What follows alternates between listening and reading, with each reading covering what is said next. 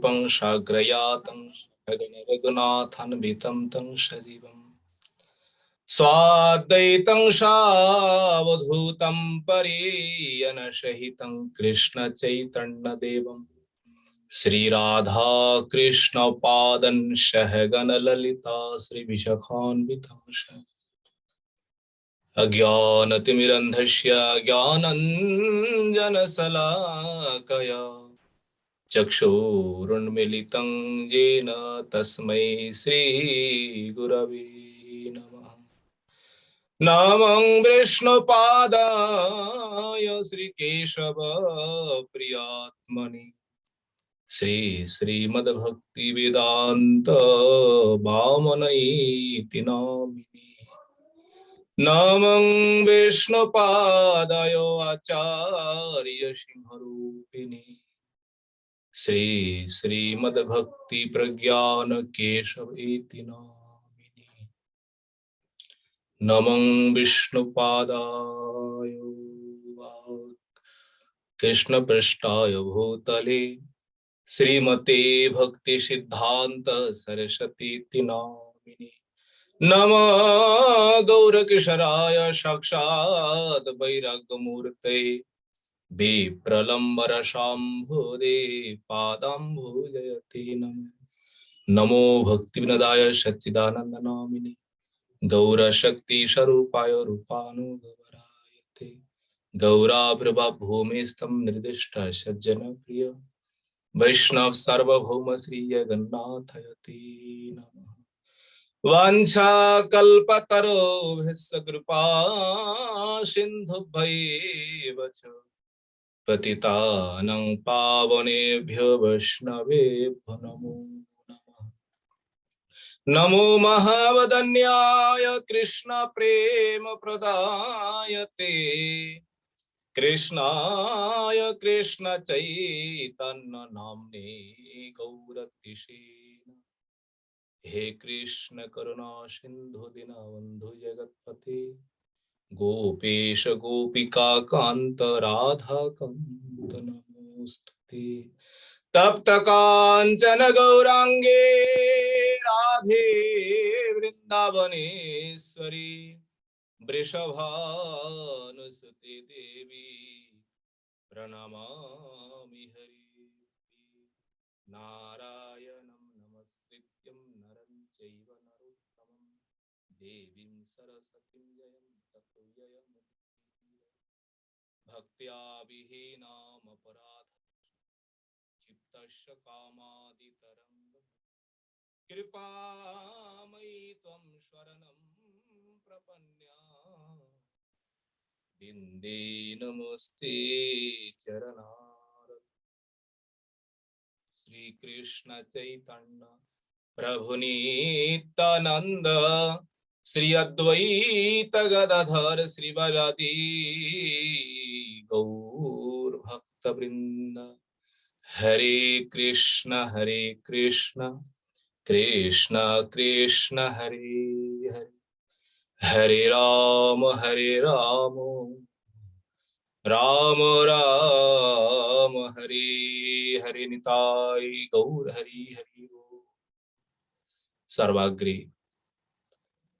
मदीय गुरुपाद पद्म जगत गुरु नितलाविष्टं विष्णुपाद अष्टोशत श्री श्रीमद् भक्ति वेदांत श्री वामन गोस्वामी गुरु महाराज जी के चरण कमलों में ये दास अधम का स्वाष्टांग दंडवत प्रणाम। तत्पश्चात मदीय शिक्षा गुरुपाद पद्म परम पूजनीय परम वंदनीय श्री गोवर्धन दास बाबा जी महाराज जी के चरण कमलों में ये दास अधम का स्वाष्टांग दंडवत प्रणाम। तत्पश्चात समागत भक्तविंद समागत मातृविंद सबके चरणों में ये दास अधम का यथा यज्ञ दंडवत प्रणाम।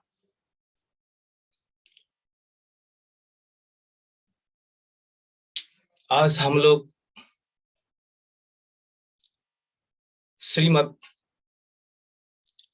भागवत कथा श्रवण करेंगे।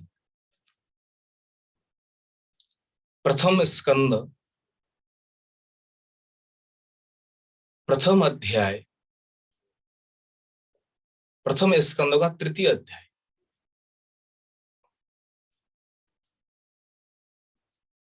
इस अध्यायों में शौनक आदि ऋषियों का जो प्रश्न है, उन प्रश्नों का उत्तर, दो उत्तर इसी अध्याय में प्रदान करेंगे।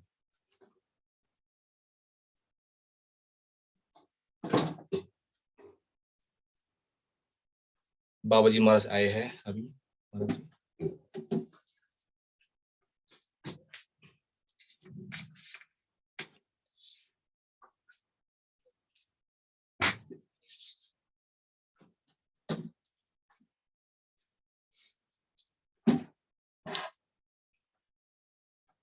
हरे कृष्ण।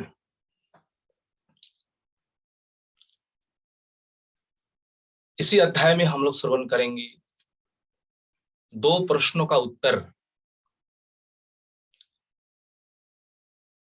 और अवतार के बारे में।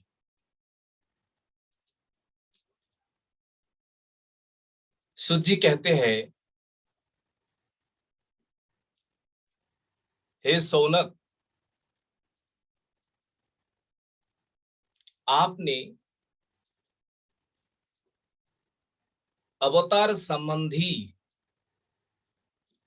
जो प्रश्न पूछे थे,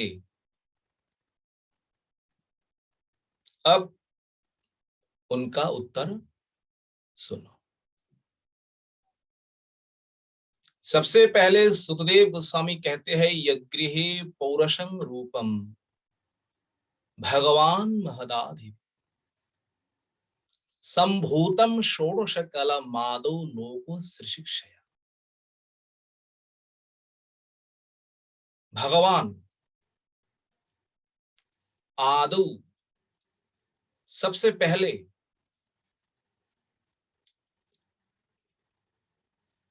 लोको सृशिक्षया, भगवान ने मन में इच्छा किया है लोक सृष्टि के लिए।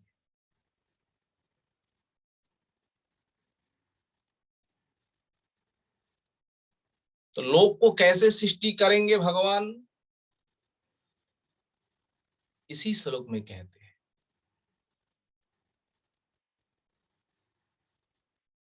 महत आदि भी षोडश कला संभूतम। महत आदि भी, महत अहंकार आदि शब्दों के द्वारा पंच तन्मात्रा, जिसे कहते हैं रूप रस शब्द स्पर्श गंध, और षोडशो तत्व क्या है, एकादश इंद्रियाणि पंच महभूतानि, पंच ज्ञानेन्द्रिय, पंच कर्मेंद्रिय और एक मन, ये एकादश इंद्रिया, और पंच महाभूतानि क्षिति अप तेज मरुद्वम, ये पंच महाभूतानि, इन्हीं तत्वों के द्वारा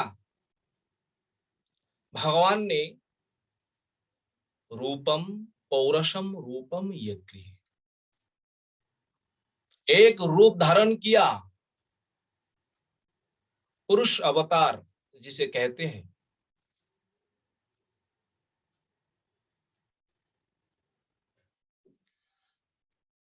ये रूप जो है,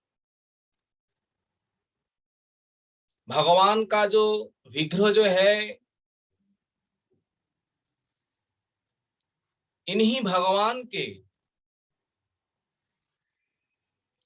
नाभि कमल से ब्रह्मा जी प्रकट हुए। ये जो भगवान का विराट रूप है, इसी रूप में ये लोग जो है, ये लोग इसी रूप में है। आगे सुखदेव गोस्वामी कहेंगे, पातालमेतस्य हि पाद मूलम, भगवान का पाद मूल जो है, चरणों के नीचे जो है ये पाताल लोक है। मूर्धनी सत्य लोकम आगे कहेंगे। ये विराट रूप जो है, ये विराट रूप ही ये 14 भुवन है, ये 14 लोक है। भगवान योग निद्रा को आश्रय किए और आश्रय करके जल के ऊपर शयन कर रहे हैं। इन्हीं भगवान का रूप योगी जन, तपस्वी जन अपने दिव्य नेत्रों के द्वारा, अलौकिक दृष्टि के द्वारा भगवान को दर्शन करके परम आनंद प्राप्त होते हैं। वो भगवान का रूप कैसा है, वो भगवान किस रूप में प्रकाशित है, शुतदेव गोस्वामी उन विराट रूप का ध्यान करते हैं। तो शुतदेव गोस्वामी के साथ हम सब उन भगवान का ध्यान करें। श्लोक है, पश्यन्त्यदोरूपमदाभ्रचक्षुषा सहस्रपादोरुभुजाननाद्भुतम् सहस्रमूर्ध्न्या श्रवणाक्षिणाशिकम् सहस्रमौल्यं वरकुण्डलोत्लस अधभ्रचक्षुषा। जिन महात्माओं का निर्मल दृष्टि है, दिव्य दृष्टि प्राप्त किए हैं, उन महात्माओं ही इन रूप को दर्शन करते हैं। उन महात्माओं ही इन भगवान को स्तव करते हैं। प्रेमान्यन सुरित भक्ति विलोचनेन, जिनके नेत्रों में भक्ति रूपी अंजन है, उन भक्ति रूपी अंजन के द्वारा ही परमेश्वर भगवान को दर्शन कर पाएंगे। क्या कहते हैं, सहस्र पाद उरु भुज आनन। सहस्र शब्द का अर्थ है हजार। विश्वनाथ चक्रवर्ती ठाकुर कहते हैं सहस्र होता है अपरिमित, अर्थात संख्या अतीत। ये विराट पुरुष जो है, विराट भगवान जो है, सहस्र पाद, हजार उनके चरण हैं, सहस्र उरु, सहस्र भुजाएं, आनन। आनन शब्द का अर्थ है मुख मंडल। भगवान का हजार मुख है। अद्भुतम, यह अद्भुतम अलौकिक अपराकृत रूप विशिष्ट है। सहस्र मूर्धन्य, मूर्धनी मस्तक है, हजार मस्तक है।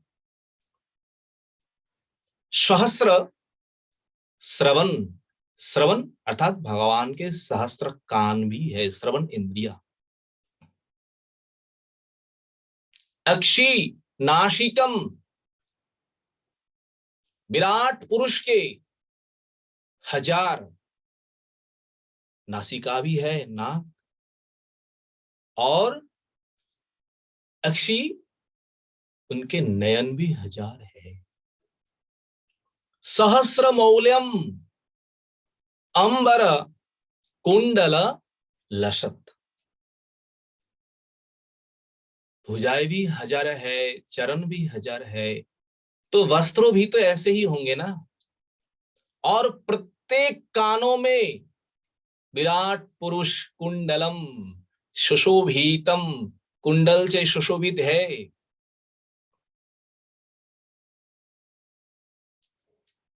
रूपम पश्यन्ति।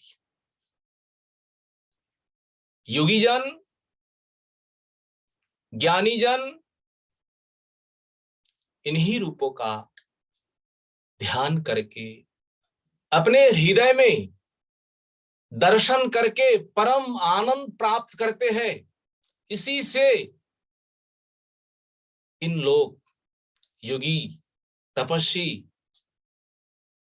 जब उनका जो मन की जो इच्छा जो है वो इच्छा पूरा करते हैं।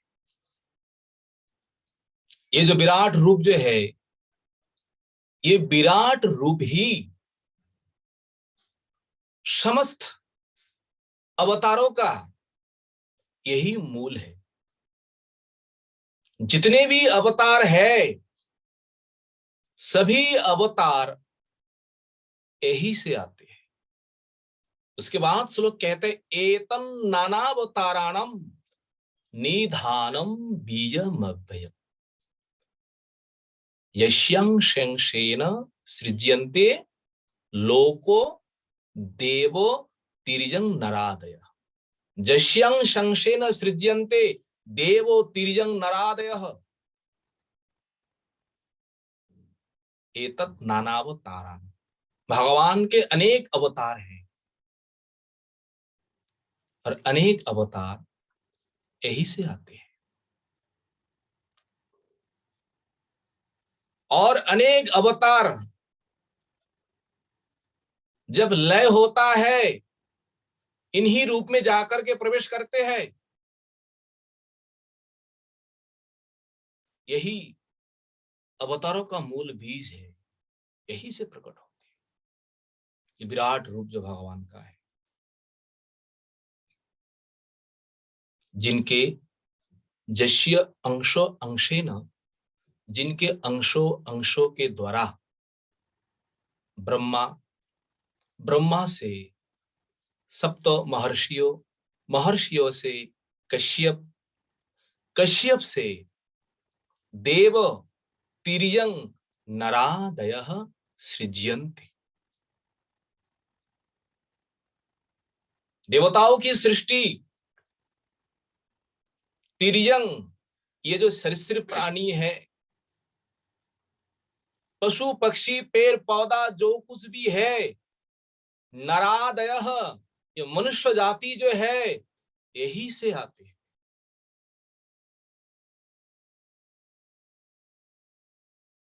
यही भगवान का अपराकित रूप, भगवान का अपराकित उनका जो विराट स्वरूप, हम सब मिलकर के उन्हीं रूप को हम प्रणाम करते हैं। सुतदेव गोस्वामी प्रणाम करते हैं। अवतार के बारे में शौनक आदि ऋषियों ने प्रश्न किए हैं।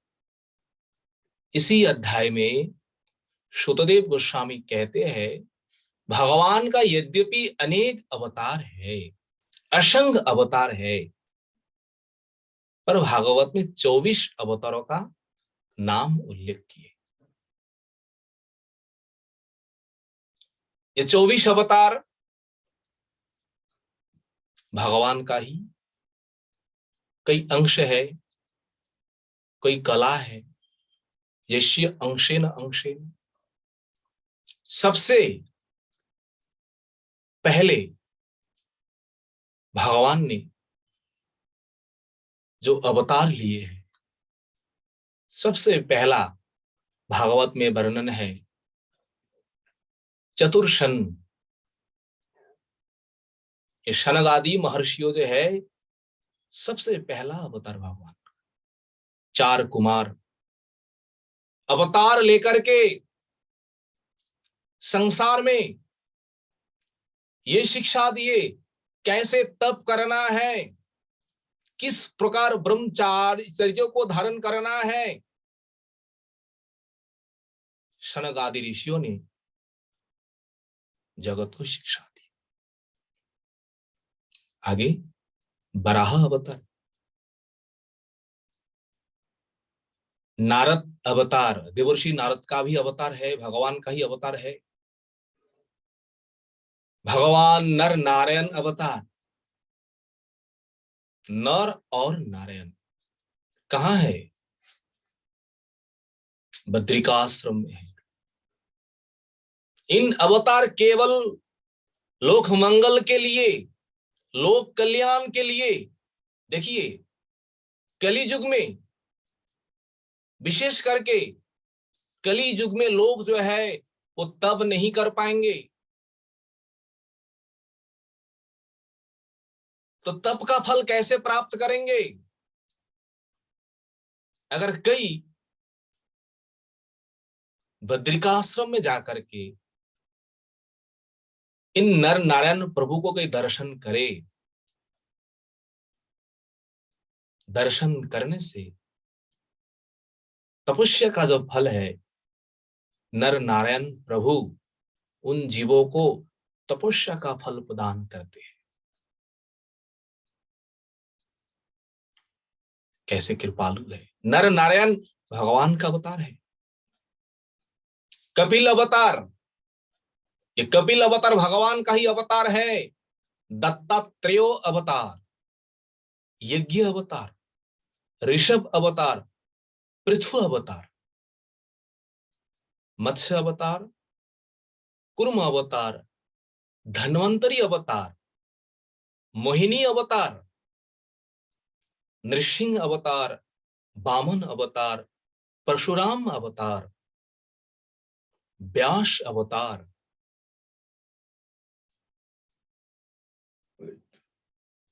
आगे व्यास, राम अवतार, राम भी अवतार हुई है। बलदेव, कृष्ण, हरि, हंस अवतार, बुद्ध अवतार और कल्कि अवतार। सुतदेव गोस्वामी भागवत में इन 24 अवतारों का नाम दिए। देखिए, इन 24 अवतारों में कृष्ण का भी नाम है, पर कृष्ण अवतार नहीं है। अवतार नहीं है, ये स्वयं अवतारी है। इस शब्दों को समझाने के लिए आगे कहते, एते चांश कला पुंस कृष्णस्तु भगवान स्वयं इंद्रारी व्याकुलं लोकं मिढ़यन्ति युगे युगे। विश्वनाथ चक्रवर्ती ठाकुर कहते हैं, ये श्लोक, ये सूत्रों जो है, ये भागवत का परिभाषा है।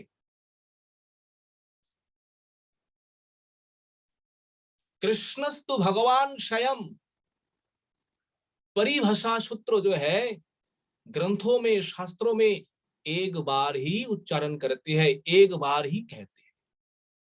और इसी सूत्रों के द्वारा, इसी शब्दों के द्वारा जितने ही शब्द हैं, जितने भी श्लोक है, सभी शब्दों को, सभी श्लोकों को ये शब्द ही शासन करते हैं।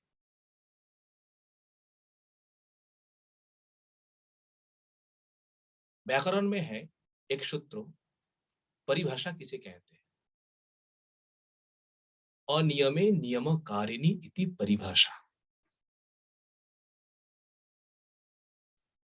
अनियमे नियमकारिणी इति परिभाषा।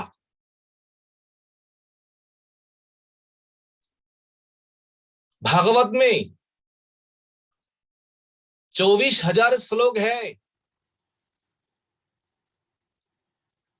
कहीं पर भी ये शब्द नहीं है स्वयं भगवान, केवल एक ही स्थान में है, केवल यही श्लोक में है, कृष्णस्तु भगवान स्वयं।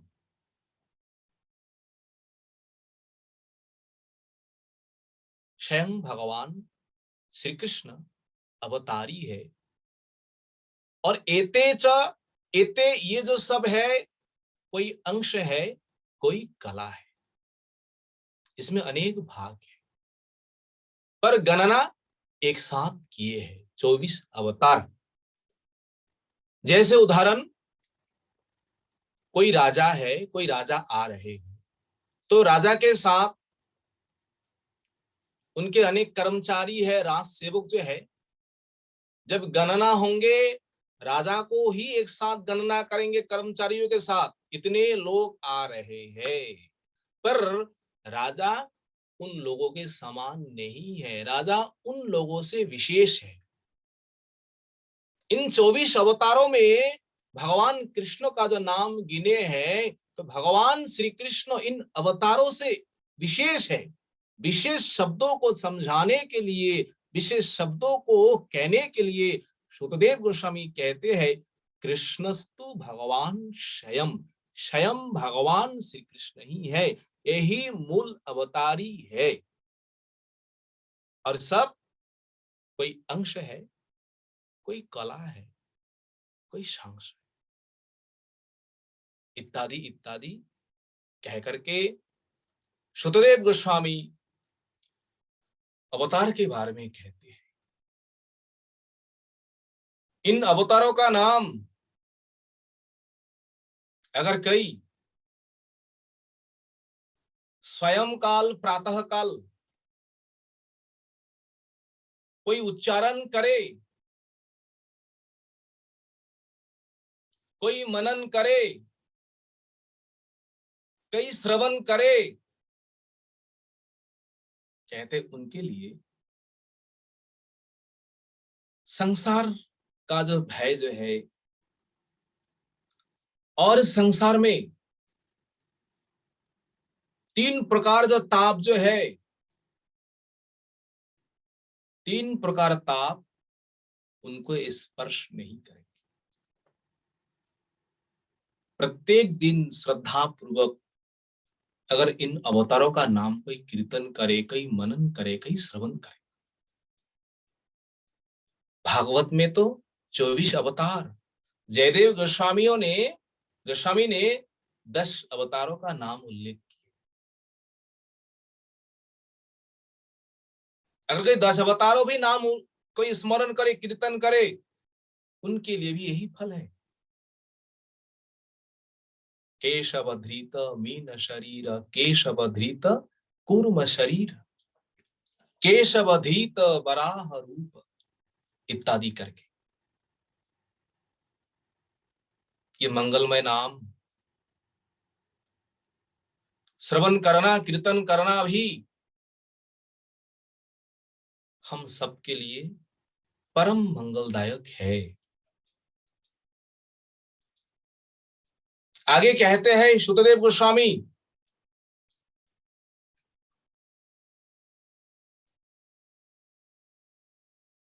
प्रत्येक जीवात्मा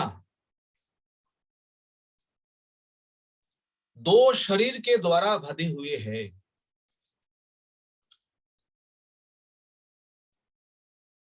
वो 2 शरीर कौन सा है? एक स्थूल शरीर, एक सूक्ष्म शरीर। इन दोनों शरीर के द्वारा जीवात्मा बंधा हुआ है, बंधन प्राप्त हुई है। अगर कई श्रद्धा के साथ, भक्ति के साथ भागवत कथा श्रवण करे, भागवत कथा श्रवण के माध्यम से उनके हृदय में जो भक्ति प्रकट होती है, उन भक्ति के द्वारा ये बंधन जो है, ये शरीर जो है, ये नाश हो जाएगी। इसलिए प्रत्येक दिन नियम पूर्वक भागवत कथा श्रवण करना है, कीर्तन करना है, स्मरण करना है। श्रवण तो करना है, कीर्तन तो करना है, स्मरण तो करना है। किस प्रकार से करना है?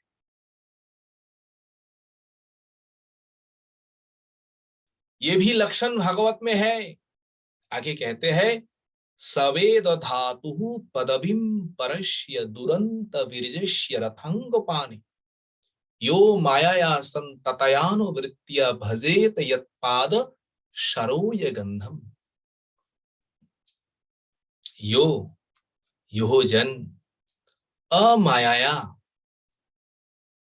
माया शब्द का अर्थ है छल कपट,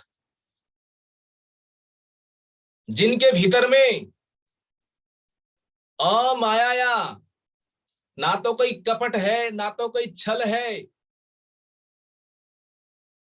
संततयानुवृत्त्या, संततया अनुवृत्तिया, निरंतर अनुगत्व में रहकर। अनुवृत्तिया शब्द का अर्थ है अनुगत्व में। भागवत कथा श्रवण करना है, कीर्तन करना है, वो भी अनुगत्व में, गुरु वैष्णवों के अनुगत्व में। यत् पादो सरोज गंधम भजेता, भगवान के चरण कमलों का कई भजन करे, सेवन करे, उनके लिए दुरंत वीर्यस्य रथांग पाणे। तो भगवान का जो वीर्य जो है, भगवान की महिमा, सवेदः, वही एकमात्र जान सकते हैं। अगर कोई जाने, अगर किसी को समझना है, बस यही एक माध्यम है। निष्कपट होना है, गुरु वैष्णव के अनुगत्व में भागवत कथा श्रवण करना है, कीर्तन करना है। अगर गुरु वैष्णव भगवान कृपा करे तभी कोई जान सकते हैं, कोई समझ सकते हैं। अपने अभिमान के द्वारा, देहो अभिमान के द्वारा हम अनेक कुछ जानते हैं, हम विद्वान है, हम पंडित है, तर्कों के द्वारा अगर भगवान को अगर कोई कहे हम जानेंगे, बोले असंभव।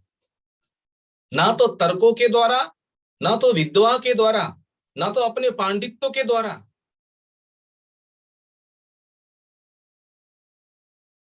केवल भक्ति के द्वारा ही भगवान को जाना जाता है। भक्त्या हम एक केवलम, केवल भक्ति।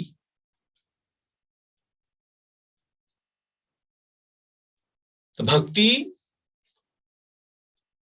आश्रय करके ये कथा हमें श्रवण करना है, कथा हमें कीर्तन करना है, स्मरण करना है। आगे कहते हैं शुद्धदेव गोस्वामी, हे शौनक आदि ऋषियों, आप लोग धन्य है, आप लोग धन्य है, क्योंकि आप लोग भगवान वासुदेव में जिस प्रकार निष्ठा रख करके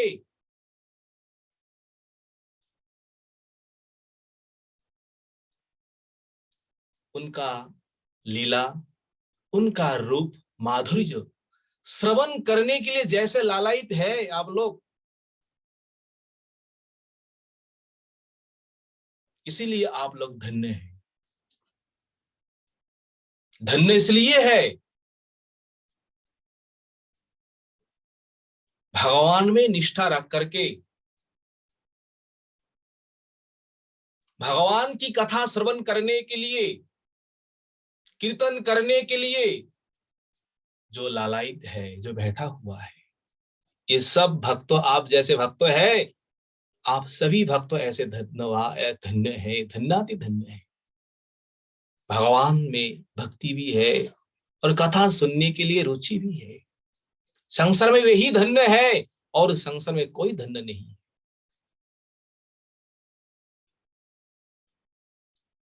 आप लोगों को मैं ऐसा पुराण कथा सुनाऊंगा जिस कथा सुन करके आप लोग कृत कृतार्थ हो जाएंगे, शुतदेव गोस्वामी कह रहे हैं ऐसा पुराण कथा, वो पुराण कथा क्या है? वो शास्त्र कौन सा शास्त्र है जो शुतदेव गोस्वामी शौनक आदि ऋषियों को अब सुनाने के लिए बैठे हुए हैं? शुतदेव गोस्वामी कहते हैं इदम भागवतम नाम पुराणम ब्रह्म संहितम उत्तम श्लोक चरितम चकार भगवान ऋषि। इदम भागवतम नाम, ये पुराण जो है, ये शास्त्र जो है, शास्त्रों का नाम क्या है? इदम भागवतम नाम पुराणम ब्रह्म संहितम उत्तम श्लोक चरितम चकारो भगवान ऋषि। भगवान ऋषि वेदव्यास उत्तम श्लोक चरितम, उत्तम श्लोक, भगवान का ही एक नाम उत्तम श्लोक है। तो भगवान का चरितम, भगवान का लीला, भगवान का गुण इसी पुराणों में ही परिपूर्ण है। इदम भागवतम नामम पुराणम ब्रह्म संहितम उत्तम श्लोक चरितम चकारो भगवान ऋषि। ये पुराण जो है, श्रीमद् भागवत केवल पुराण ही नहीं है, पंचम वेद उच्यते, पंचम वेद भी है।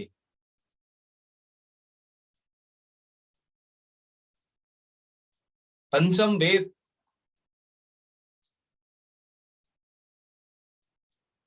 इन वेदों में,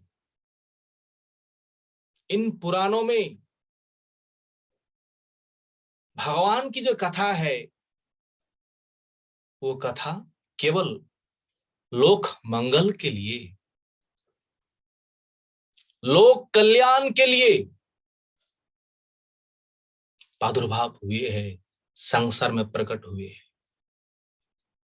वेदव्यास ने इसलिए रचना किए हैं कि संसार का मंगल हो जाए, लोगों का मंगल हो जाए।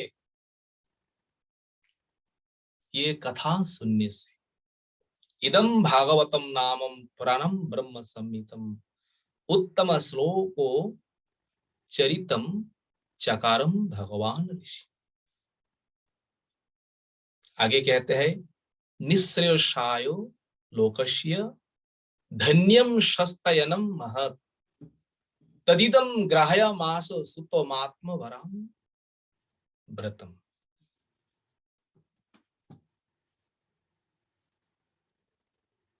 लोकस्य निःश्रेयसाय,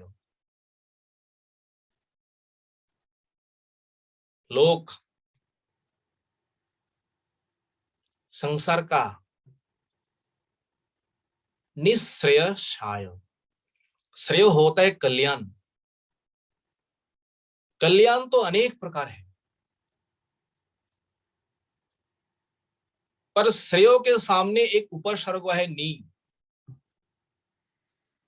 नितांत श्रेय, नितांत कल्याण जो है, वो नितांत कल्याण, अत्यांतिक कल्याण इस भागवत कथा श्रवण से, भागवत कथा कीर्तन से, भागवत कथा स्मरण से हम सबको प्राप्त होंगे। नितांत कल्याण, अत्यांतिक श्रेय क्या है? अत्यांतिक श्रेय, नितांत कल्याण ज्ञानियों के लिए मुक्ति है, भक्तों के लिए भगवत प्राप्ति, भगवत दासत्व लाभ केवल भागवत कथा श्रवण से। धन्यम महत स्वस्तयनम, शस्ति अयनम, शस्ति, शस्ति जो है मंगल, अयनम मंगल को प्रदान करते हैं। तदिदम ग्राह्यमाशो श्रुतो मात्मवताम वरम। मंगलों का सार है, कल्याणों का सार है। इसीलिए वेदव्यास सबसे पहले इन पुराणों को रचना करके, इन ग्रंथों को रचना करके संसार में किसी को नहीं दिया। सबसे पहले सुत आत्मवताम वरम, अपने शुद्ध अपने पुत्र जो है सुखदेव गोस्वामी को प्रदान किए, सुखदेव गोस्वामी को दान किए वेदव्यास जी। आप लोग जानते ही है, आप लोगों के पास अगर कोई अमूल्य धन संपत्ति है तो सबसे पहले आप लोग किसको देंगे? अपने निजजन जो है, सबसे प्यारा जो है। तो वेदव्यास का सबसे निजजन, सबसे आपनजन कौन है? अपना पुत्र ही तो है ना। तो इसलिए सबसे कल्याणकारी, सबसे मंगलकारी भागवत जो है सबसे पहले वेदव्यास ने सुखदेव गोस्वामी को सुनाया। सर्ववेदेतिहासनम स्वारम स्वारम समुद्रितम शतु श्रवयामाशो महाराज परीक्षितम। सर्ववेद इतिहासानम सारम सारम समुद्रितम। देखिए भागवत का कैसा विशेषण है कि भागवत क्या है? कि भागवत तो साक्षात भगवान का ही वांग्मयी मूर्ति है, भगवान का ही स्वरूप है।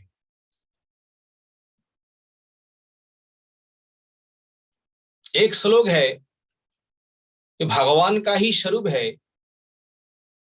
पादौ यदियो प्रथमा द्वितीयो तिथियो तुर्यो कथितो यदुरु नाभिस् तथा पंचम एव षष्ठो भुजान्तरयोर्युगलं तथानु कंठस्तु राजत् नवम यदियो मुखारविन्दं दशमं प्रफुल्लम एकादशस्य ललाट पट्टं शिरोपितो द्वादश एव भाति।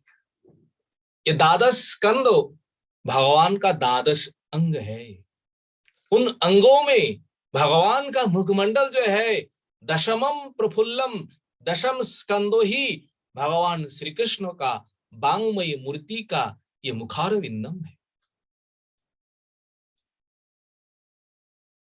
सर्व वेदो इतिहासानम, चार वेदों का जो सार है, इतिहासों का जो सार है, सारम सारम समुद्रितम, सभी से सार वस्तु जो है उन सार वस्तु को निचोड़ करके इन भागवत में ही दी हुई है। सुखदेव गोस्वामी अपने पिता से श्रवण करने के बाद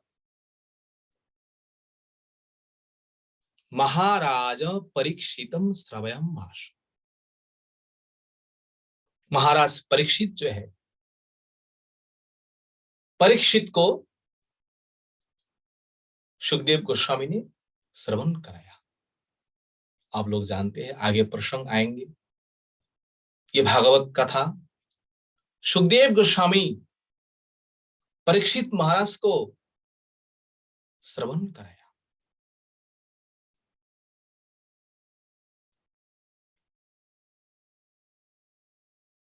और वही सभा में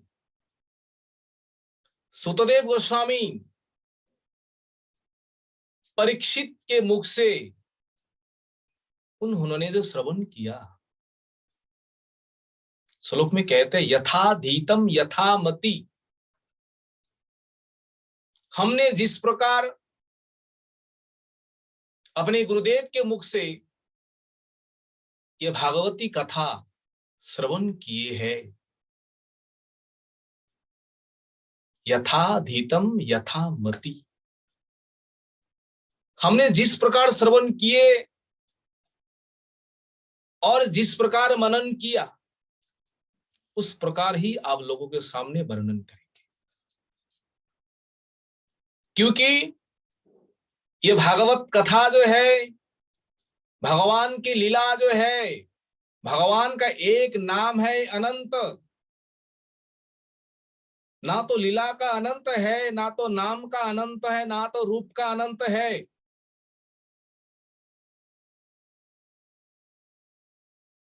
जिन्होंने जैसे अनुभव किया है वो उसी प्रकार कीर्तन करे। यथाधीतम यथामति। जैसे एक पक्षी आकाश में उड़ता है, उस पक्षी का क्षमता जहां तक है वो तहा वही तक जाएंगे और वो वर्णन करेंगे, वही तक आकाश की वर्णन करेंगे। क्योंकि आकाश को स्पर्श नहीं कर पाएंगे, आकाश को अतिक्रम नहीं कर पाएंगे वो पक्षी। जहां तक जाएंगे वही तक वो वर्णन करेंगे। भगवान का भी लीला ऐसा ही है, अनंत है, अपार है। कहां तक वर्णन करेंगे, कहां तक कीर्तन करेंगे। गुरु वैष्णवों के मुख से जो हमने श्रवण किया है, जो हमने मनन किया है, उस श्रवण के अनुसार, मनन के ऊपर अनुसार आप सभी भक्तों के सामने वही कथा कीर्तन करेंगे। ये हम नहीं कह रहा है, शुतदेव गोस्वामी कह रहे हैं शौनक आदि ऋषियों को। प्रायोपविष्टम गंगायाम परितम परमर्षिभिः। प्रायोपविष्टम गंगायाम परितम परमर्षिभिः। हजारों हजारों ऋषियों से घेरे हुए परीक्षित महाराज गंगा के तट पर जब अनशन किया, वही सभा में सुखदेव गोस्वामी के मुख से हमने श्रवण किए। आगे कहते हैं सुखदेव गोस्वामी, 6 प्रश्नों में अंतिम एक प्रश्न है भागवत में, जो 6 प्रश्न किए हैं। धर्मः कम शरणं गतः। धर्म किसके शरण में गए।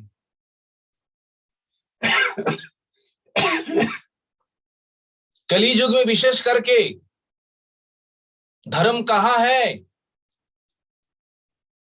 जिस धर्म को अनुष्ठान करने से आत्मा प्रसन्न होंगे, जिस धर्म को जाजन करने से आत्मा की मुक्ति होगी, वो धर्म क्या है और ये धर्म कहाँ है।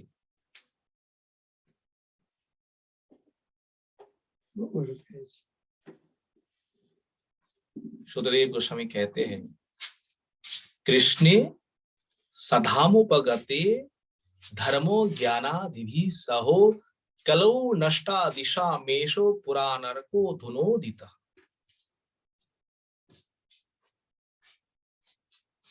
कृष्णे सधाम उपगते, सधाम उपगते, भगवान श्री कृष्ण जब अपने धाम चले गए,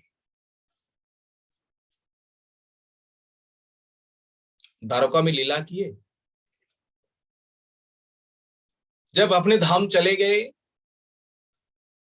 द्वारका धाम को छोड़ करके प्रभास क्षेत्रों में गए। वो तीर्थ स्थान है, ये धाम है, इनमें अनेक महिमा है, इनमें अनेक कथा है। धाम छोड़ करके भगवान श्री कृष्ण तीर्थों में क्यों गए। इन जादवों को संहार कराने के लिए, जादवों को विनाश कराने के लिए। अगर धाम में किसी का मृत्यु हो जाए और तीर्थों में किसी का मृत्यु हो जाए, इन दोनों में अनेक फर्क है। धाम की महिमा, तीर्थों की महिमा अनेक पार्थक्य है।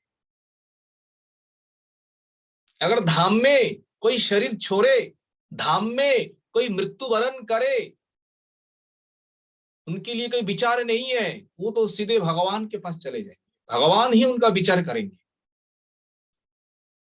अगर तीर्थों क्षेत्रों में, पवित्र स्थान में अगर किसी का मृत्यु हो जाए, कई शरीर छोड़े, उनके लिए मुक्ति नहीं है, उनके लिए शरक, भोग इत्यादि उनके लिए प्राप्ति है। तो भगवान ने जिन जादवों को प्रभास क्षेत्रों में ले जाकर के जिन जादवों को संहार कराया, ये जादव भगवान का अपना परिकर नहीं है, भगवत लीला सहाय के लिए ये स्वर्गों से देवता लोग जो है जादव में आकर के प्रकट हुए और भगवान को सहायता की, लीला के लिए। अगर उन देवताओं को अगर द्वारका धाम में अगर संहार किया जाए तो संहार करते ही उन सब का मुक्ति हो जाएगी। तो स्वर्ग, उन सब देवताओं का मुक्ति हो जाएगी तो स्वर्गोपुरी कौन देखभाल करेंगे?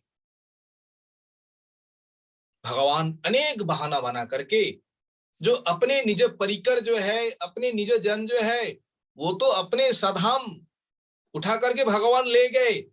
जो देवता से आए हैं, जो ऐसे कोई साधक साधिका जो है, जो भगवत लीला सहायता के लिए आए हैं, तो उन साधक साधिका, उन देवताओं को प्रभास क्षेत्र में ले गए और सभी को विनाश करके धर्मो ज्ञानादिभि सहो,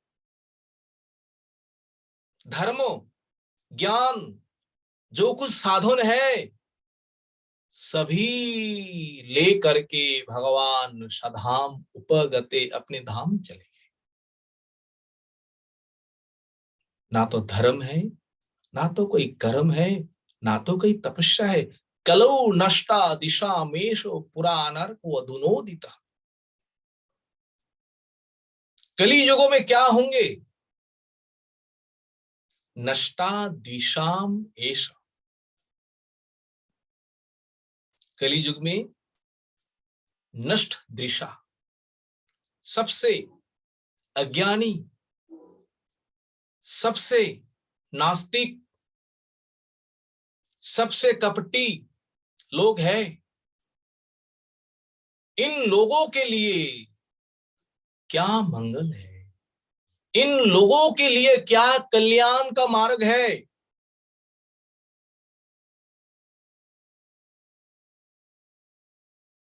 कहते हैं पुराणार्को अधुनोदिता।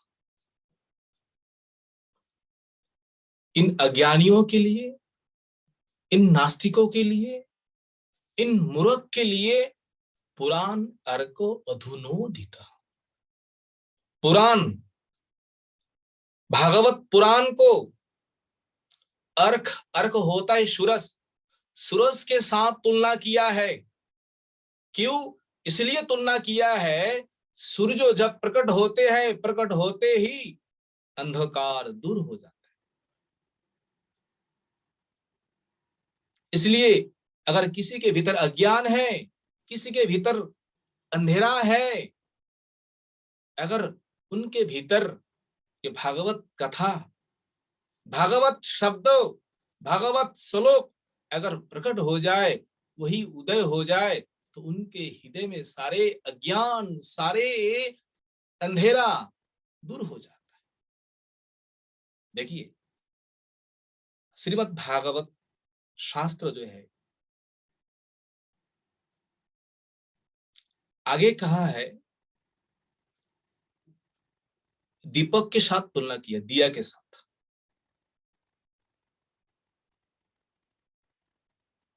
यह स्वानुभाव मकिल श्रुति सार मध्यात्म दीप, उस श्लोक में ये शब्द आए हुए हैं। अध्यात्म दीप, आध्यात्मिक जगत में ये दीपक के समान है। यह कह रहा है वो दीपक से भी बड़ा है। भाई दीपक कितना रोशनी देंगे, अंधेरा कितने मिटाएंगे, उससे अधिक सूरज में क्षमता है। इसके आगे भी वर्णन करेंगे। ना तो दीपक को आस्वादन किया जाता है, ना तो सूरज को आस्वादन किया जाता है। तो भागवत तो ऐसा नहीं ना, भागवत को तो आस्वादन करेंगे। साधु साधु पदे पदे, प्रत्येक पद में स्वाद है। आगे कहेंगे ये भागवत क्या है, ये तो कह रहे ये भागवत सूरज के समान है। सूरज जैसे प्रकट होता है, होने से ही सारे अंधेरा नाश होता है। बोले नहीं है, दीपक से सूरज श्रेष्ठ है, और सूरज से भी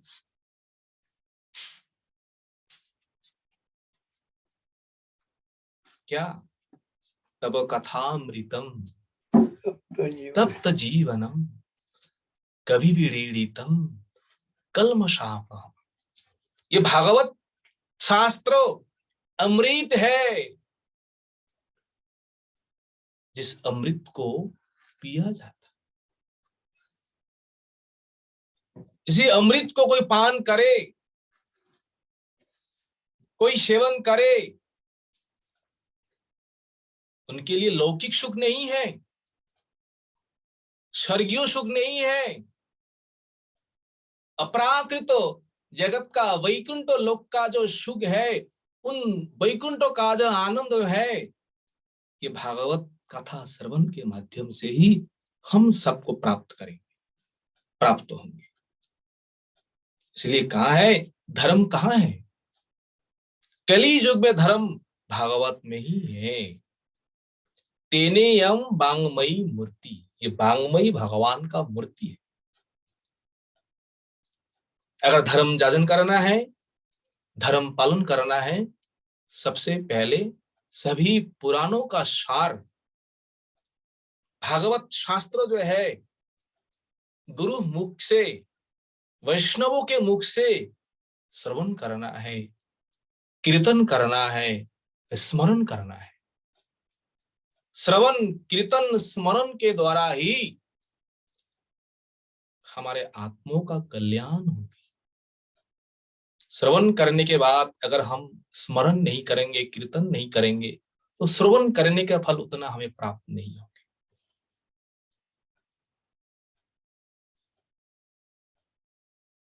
धर्मः कम शरणं गतः, धर्म कहाँ है, धर्म भागवत में है। धर्म भागवत में है, और धर्म भागवत स्वयं भगवान ही है। शुतदेव गोस्वामी कहते हैं, अगर आप लोगों को कुछ प्रश्न पूछना है, शौनकादि ऋषियों से कहते हैं इस अध्याय के लास्ट में,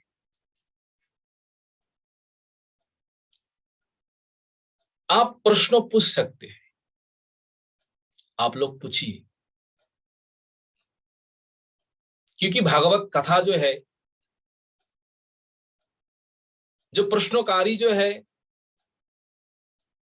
जो उत्तरदाता जो है, जो श्रवणकारी जो है, तीनों प्रकार लोगों को ये भागवत कथा उद्धार करते हैं।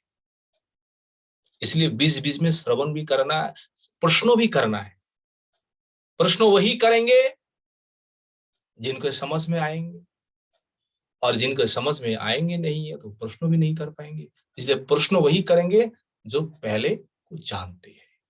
इसलिए आप लोग प्रश्न करिए भगवान के बारे में, भगवत संबंध में जिस विषय में चर्चा हुए उसी विषय के अनुसार प्रश्न होना चाहिए, इधर उधर से नहीं।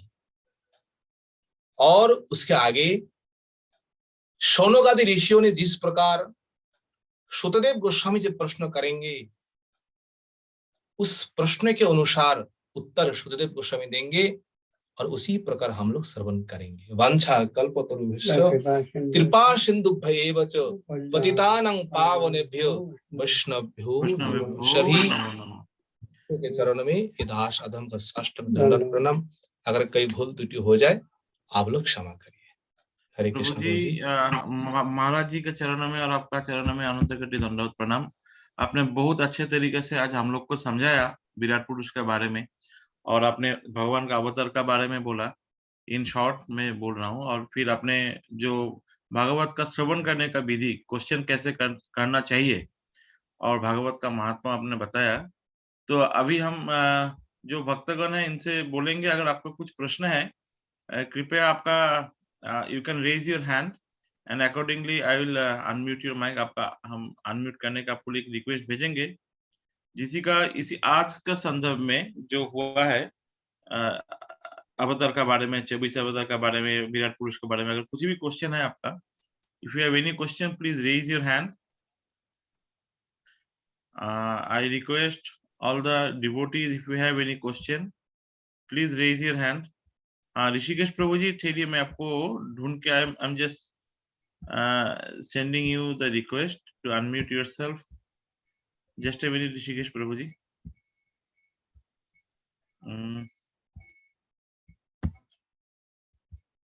Yes, Rishikesh Prabhu ji, please unmute yourself. हरे कृष्णा। हरे कृष्णा प्रभु जी। हरे हाँ प्रभु जी प्लीज। हरे कृष्णा महाराज, हरे कृष्णा, दंडवत प्रणाम। हरे कृष्णा प्रभु जी, धन्यवाद। तो दंडवत प्रणाम। तो प्रभु जी, ये जो आप विराट पुरुष के बारे में बताए, तो ये विराट पुरुष जो है इनका कोई लोक है, या मतलब ये विराट पुरुष जैसे भगवान ने अर्जुन को दिखाया, तो ये जैसे सब अवतार निकलते हैं इनके अंदर से, तो ये विराट पुरुष क्या भगवान कृष्ण को ही हम लोग माने, या कृष्ण जी ऐसा विराट पुरुष कहीं पर रखे हैं, वहीं से ये ऐसे अवतार निकलते हैं? तो ये प्रभु जी, ये विराट पुरुष का स्थान कहाँ पर है, मतलब इस देखिए, हाँ देखिए, भगवान का 3 पुरुष अवतार है जी। एक कारणोदयशाही, एक गर्भोदयशाही और क्षीरोदयशाही, है ना। ये जो पुरुष है जहाँ से अवतार आते हैं, ये गर्भोदयशाही विष्णु है, और गर्भ जल में वो शयन कर रहे हैं। अच्छा, है ना। अच्छा, हाँ वही है। और ये विराट पुरुष भगवान स्वयं भगवान नहीं है, ये तो भगवान का अंशों का अंश है। अच्छा, भगवान का चतुर्भुज जो है, शंकरषण, वासुदेव, प्रद्युम्न, अनिरुद्ध, उन शंकरषण का भी 3 पुरुष अवतार है। उन 3 पुरुष अवतारों में जो कारणोदयशाही महाविष्णु है, उन कारणोदयशाही महाविष्णु का ये शक्ति, ये जो उनका ही प्रकाश विग्रह है, ये गर्भोदयशाही विष्णु। तो भगवान कहाँ श्री कृष्ण है, कहाँ ये गर्भोदयशाही विष्णु है। तो ये प्रभु जी, ये जो गर्भोदयशाही विष्णु, इनके ही 1000 मुख और 1000 जो बोले जा रहे हैं। हाँ, सहस्त्रपाद और अच्छा। तो लेकिन फिर प्रभु जी, जैसे आप बोले कि इनके अंदर से अवतार निकलते हैं, तो फिर जैसे वो बाकी अवतार तो श्रेष्ठ हो गए, तो फिर इनके अंदर से जैसे नृसिंह अवतार, वो तो फिर और श्रेष्ठ हो गए, वो तो फिर कृष्ण से निकलेंगे या इनके अंदर से, मतलब इसीलिए मेरे को नहीं। देखो, भगवत तत्व जो है ना प्रभु जी, भगवत तत्व में कोई भेद नहीं है, उसमें कोई भेद नहीं करना चाहिए, ठीक है। हाँ, बिल्कुल। और लीला जो है, भगवान लीला के अनुसार इसमें तारतम्य बताया है, इसमें भेद है। जिनमें अधिक गुण है वो अधिक ऊपर में है ना, गुण के अनुसार। जी। पर तत्वों के अनुसार भगवत तत्व जो है, भगवत तत्व सभी तत्व एक है, इन तत्वों में कोई भेद नहीं है। अच्छा, है कि नहीं है। जहां पर जितना प्रयोजन है, उन प्रभु ने वही पर उतना कार्य किए हैं। जो प्रयोजन नहीं है उसमें उतने प्रयोग नहीं किया, पर जिन्होंने जितना गुण प्रकाश किया है वो उतना ही श्रेष्ठ है। जी, है ना।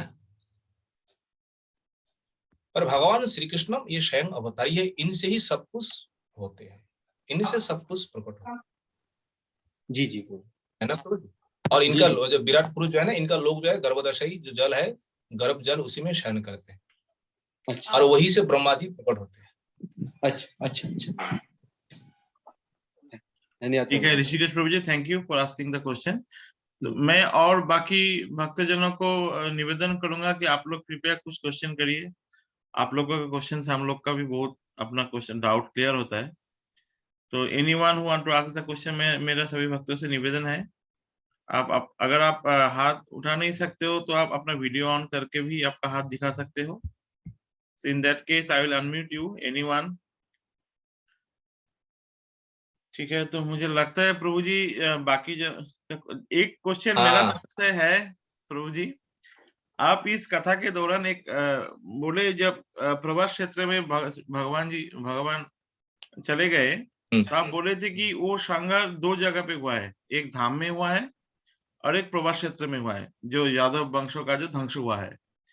अब इसका कारण क्या है कि प्रभास क्षेत्र में जो आप बोले कि प्रभास क्षेत्र में जो जिसका ध्वंस हुआ है, वो लोग अपना अपना देवलोक में चले, क्योंकि कुछ देवता भी आए थे भगवान का लीला हाँ, पूर्ण करने के लिए, भगवान को हेल्प करने के लिए यादव में।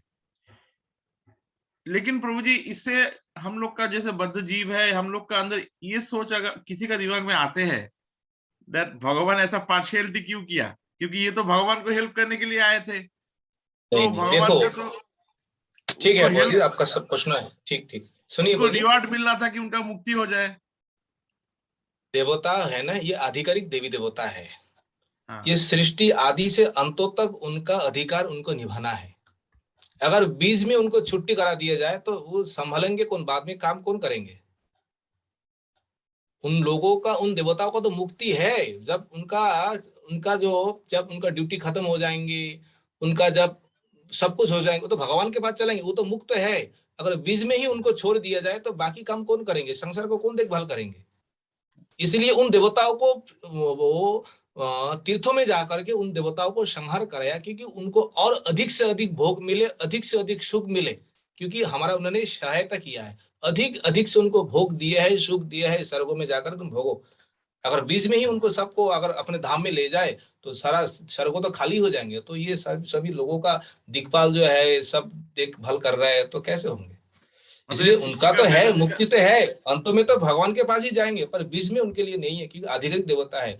वो अधिकार जब तक समाप्त नहीं होंगे तब तक उनको वही रहना है। हाँ, मतलब वो बैलेंस को मेंटेन करने के लिए, अभी समझ में आया बस बस बस, वो हाँ। बैलेंस। ठीक है प्रभु जी, तो आज का कथा अभी महाराज जी का श्रीमुख से जयध्वनि से, जयध्वनि के बाद हम लोग इसको समापन करेंगे। हरे कृष्णा। सो माइक इज ओवर टू महाराज। जी महाराज, बोलिए। ठीक है, हरे कृष्ण। जय श्री श्री गुरु गौरांग धार्मिक विनाथ बिहारी राधा कृष्ण गोपाल राधा राधा गिरिधारी जीव की जय। जय। जगत गुरु परिजय से भक्ति वेदांत गोस्वामी गुरु महाराज की जय। नित्तल्ला वैष्णव केशव गोस्वामी महाराज की जय। नित्तल्ला वैष्णव मथुरा राज बाजू महाराज की जय। सरस्वती प्रभुपाद की जय। गौर केशव महाराज की जय। सच्चिदानंद भक्तिनाथ ठाकुर की जय। परमहंस श्री जगन्नाथ बाबा जी महाराज की जय। नमाचार्य हरिदास ठाकुर की जय। साई गोस्वामी की जय। जगन्नाथ बलराम सुभद्रा जीव की जय। नृसिंह भगवान की जय। भक्तवल्लभ महाराज की जय। नवद्वीप धाम मायापुर धाम जगन्नाथ मिश्र शशि माता गौरवरी की जय। वृंदावन धाम मथुरा धाम श्याम कुंड राधा कुंड गिरिराज गोवर्धन की जय। कालिंदी जमुना महावंदा राजवानी